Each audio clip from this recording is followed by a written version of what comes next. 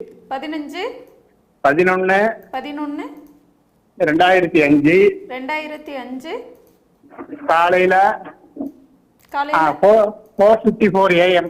4:54 AM. Madam Thiruvarur madam. Thiruvarur. ராசி நட்சத்திரம் லக்னம் சொல்லுங்க சார். பரணி 1ஆம் பாதம். பரணி நட்சத்திரம் மேசராசி. மேஷராசி. துலா லக்னம். மேஷராசி துலா லக்னம் பௌர்ணமியில பிறந்தவர். ஐப்பசி பௌர்ணமிக்கு அடுத்த நாள் பிறந்தவர். அருமையான ஜாதகம். ஆமாங்க சார். ஆனா என்ன ஒண்ணு, வணக்கம் குருஜி. வாழ்த்துக்கள், நல்லா இருப்பீங்க, ரொம்ப நல்லா இருப்பீங்க. என்ன ஒண்ணு, இந்த மாதிரியான ஜாதகங்களுக்கு சனி புதன் கேது சுக்கிர திசைகள் வந்திருந்தா மிகப்பெரிய யோகம். அது தசாபக்தி அமைப்புகளையும் எல்லாம் இருக்கு. இப்ப சூரிய தசையில கேது இது புதன் புக்தி நடந்துகிட்டு இருக்கு, வரப்போகுது ஜூலைல. சூரிய தசை சனி புக்தி தகப்பனுங்க நல்லா இல்ல, நீங்க ஒரு வருஷமா நல்லா இல்ல. அப்படிங்களா? ஆமா சார். ஆமா சார், கொஞ்சம் ப்ரெஷரா இருக்கு, டென்ஷனா இருக்கு. சூரிய தசை சனி புக்தி எப்பவுமே தகப்பனுக்கு ஏதாவது ஒரு டென்ஷன் அமைப்புகளை கொடுக்கும். ஆனா உயிராபத்துகள்லாம் கொடுக்காது. ஏன்னா 9ஆம் இடத்தை சுக்கிரன் பாக்குறாரு, குருவும் பாக்குறாரு, சூரியன் சுபத்துவமாக இருக்கிறார். தகப்பனால கொஞ்சம் மன கஷ்டங்கள் இப்ப சூரிய தசை சனி பக்தியில உண்டு. 10ஆம் இடத்துல இருக்கக்கூடிய சனி வந்து அப்படிலாம் ஒன்றும் பெரிய யோகங்களை கொடுத்துட மாட்டார். ஜூலை மாதத்திற்கு பிறகுதான் சூரிய தசையில புதன் புக்தி ஆரம்பிக்க போகுது. 11ஆம் அதிபதி புக்தியில பாக்கியாதிபதியுடைய 11ஆம் அதிபதி தசையில பாக்கியாதிபதியோட புக்தி ஆரம்பிக்க போகுது. வர ஜூலைல இருந்து தான் கொஞ்சம் நல்லதுகள் நடக்கக்கூடிய அமைப்புகள் உண்டு இந்த பையனுக்கு. வந்து பிஇ மெக்கானிக்கல் படிச்சுக்கிட்டு இருக்கான், ஃபைனல் இயர் போறான் சார்.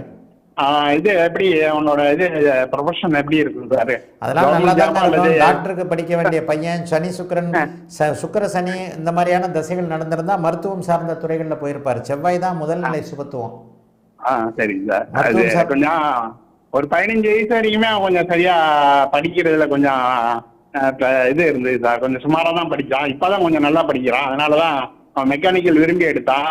அவன் எப்படி தொழில் வந்துட்டு தொழில் தான் இது ப்ரொஃபஷன் எப்படி சார் இருக்கும்? அதெல்லாம் நல்லா இருக்கு. அடுத்து சரியான பருவத்துல 2028ல சந்திர தசை ஆரம்பிக்குதுங்க. இன்னைக்கு நடக்கிறத விட்டுருங்க.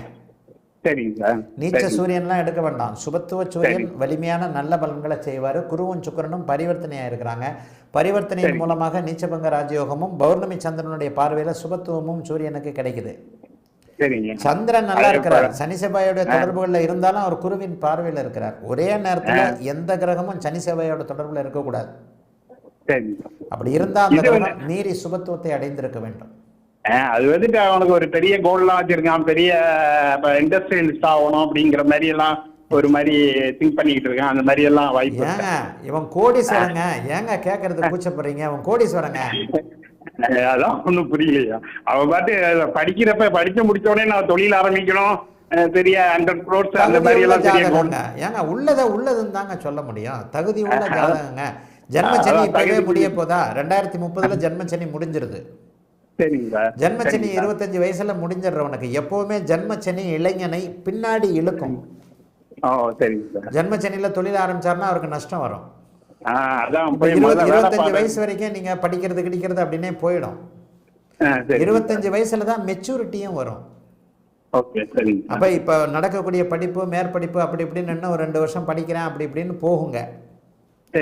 25 வயசு வரைக்கும் வேலைக்கு போவாருங்க. ஃபாரினுக்கு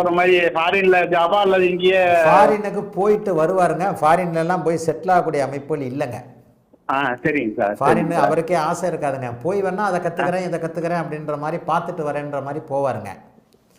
2028ல இவருடைய பரணி நட்சத்திரத்துல சந்திரன் ஆரம்பிக்கும் போது ஜென்மச்சனி ஆரம்பிக்கும் பொழுது அவருக்கு வந்து சந்திர தசை ஆரம்பிச்சிருதுங்க. சந்திரதசை ராகுபக்தி 2030 மார்ச் மாசத்திலிருந்து ஆரம்பிக்குது.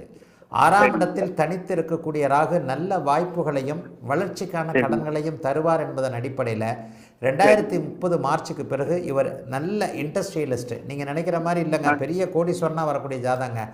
பௌர்ணமி யோக ஜாதகங்கள் அடுத்தடுத்து யோக திசைகள் வருகின்ற ஜாதகங்கள்லாம் கெட்டே போகாதுங்க. இவர் நினைச்சதை சாதிப்பார். லக்னாதிபதி பரிவர்த்தனையாக இருக்கிறனால. சரியா? வாழ்த்துக்கள், நல்லா இருக்கீங்க.